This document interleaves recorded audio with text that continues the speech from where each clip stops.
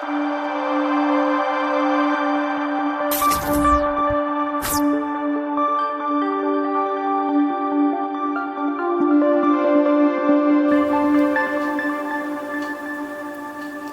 Friends, నమస్తే. నేను శ్రీలత.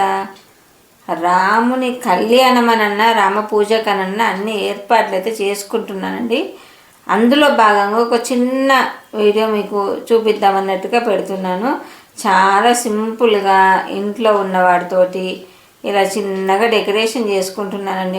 మెల్లిగా ఎలా ఉందో తప్పకుండా చిన్న కామెంట్ పెట్టండి. అంటే నేను ప్రతి ఇయర్ కూడా కళ్యాణం లాగా కాకుండా రాముని పూజ శ్రీరామనవమికి తప్పకుండా కొంచెం మంచిగా చేసుకుంటానండి. అది నా అలవాటు ముందు నుంచి కూడా. అందులో భాగంగానే ఇవాళ కూడా డెకరేషన్ అనేది కొంచెం లేట్గా మొదలుపెట్టి లేట్గా చేసుకుంటాను. అయితేనండి గ్రీన్ కర్టెన్ నేను వెనుక బాగా వేద్దాము అనుకున్నా. అసలు అది ఎదురుగుండా ముందు కబోర్డ్లోనే ఉందో దొరకలేదండి. ఆ వెనుక అది కట్టిన తర్వాత కర్టెన్స్ ఉండే ఎక్స్ట్రా కర్టెన్స్ అది కట్టిన తర్వాత ఇది దొరికిందండి. ఏదో వెతుకుతుంటే అది దొరికింది.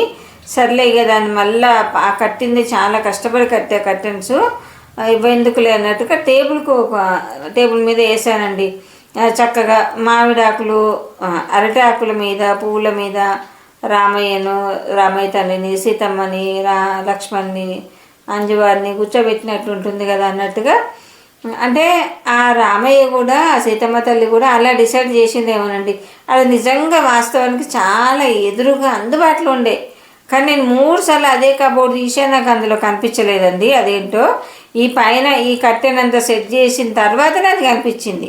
అంటే వెనుకంతా ప్లెయిన్గా ఉండాలి, కింద అలా ఉండాలి అని ఆ స్వామి అలా డిసైడ్ చేసుకున్నాడేమో అని నేను కూడా సర్లే ఇక మళ్ళీ దాన్ని మార్చాలని నేను కూడా ఆలోచించలేదు.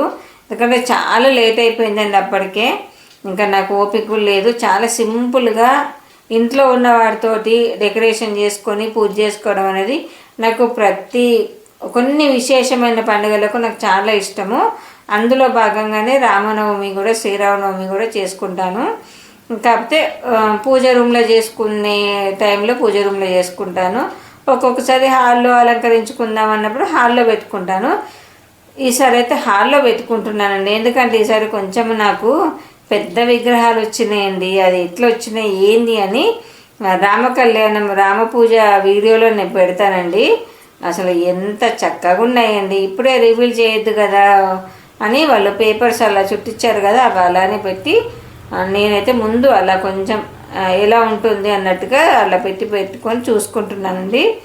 కొంచెం ఏదన్నా మార్పులు చేర్పులు ఉంటే మళ్ళీ రేపు ఉదయం మనం సెట్ చేసుకోవచ్చు అన్నట్టుగా ఇప్పటికిప్పుడు మీకు ఈ వీడియో పెట్టాలి అన్న సంతోషంతో నేను పెడుతున్నానండి.